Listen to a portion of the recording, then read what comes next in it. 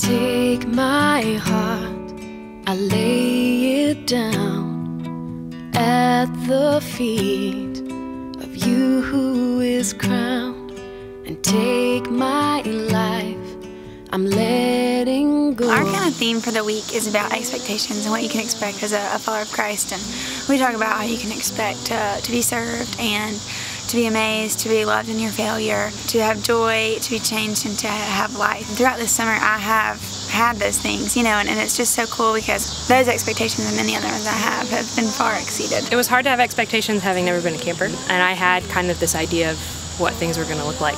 I wasn't expecting to be challenged and touched and influenced by our campers as much, in very good ways. This summer I just really expected to become more of a strong leader, and then also I wanted to grow in my spiritual walk with Christ. I feel like when I go home from this, it's going to be easier to focus on God and not go back into that same everyday routine that we all seem to go on when we leave this place. I was expecting, especially as a field, that I would really be enjoying the projects the most, just getting out there and doing some great work.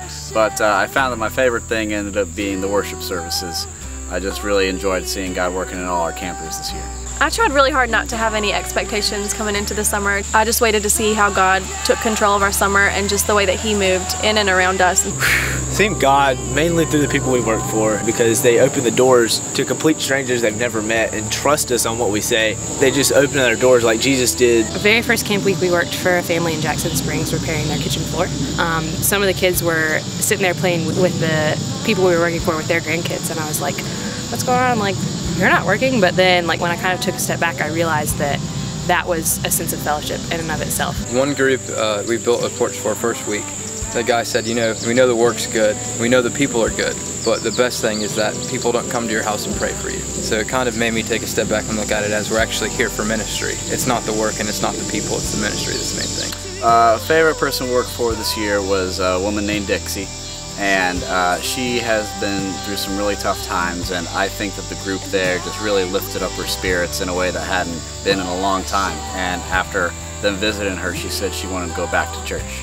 She hadn't been there in a long time, and I thought that was awesome. We worked for a woman named Sue Dunn. The ramp that we built was 53¼ feet, but it was for her niece who has spina bifida, and she has basically no ankles, and she can't walk, and she doesn't feel her feet. She just scoots around on the ground. And it was just very cool because it was a much bigger project than we usually do, and it was just very cool because the whole thing was fundraised and a lot of people collaborated to work on it and get it done. And just being there in that experience and just them being so thankful that someone actually came out and built this ramp for them, it really meant a lot. And that's what I like to see, is like just the young and the meek just knowing and say, hey, doesn't matter, everybody's creation of God. Funniest thing, there have been a lot of funny things, but the funniest thing this summer was first camp week, Katie got challenged to a banana pudding eating contest. And first of all, Katie hates bananas, but she went into it like a trooper anyways, going up against JD, one of our campers who has this huge beard, and Katie's just trying as hard as she can, and JD's going full on, got bananas all caught in his beard. It was really funny to watch. Funniest thing that happened this summer is pretty much any phone call I get from Josh Jones. Because you never know what the kid is going to say when you get the phone call. I look down, Josh Jones. Yes, Josh. He goes, Dylan, I have the best news ever. I was like, what? I got a tool belt with a seatbelt buckle. I was like, thank you. Along with an electric shovel. Oh, well, I definitely think the funniest thing that's happened this summer was when Lisa was running around in her penguin suit every hump day on Wednesdays, because that was a really interesting thing to see.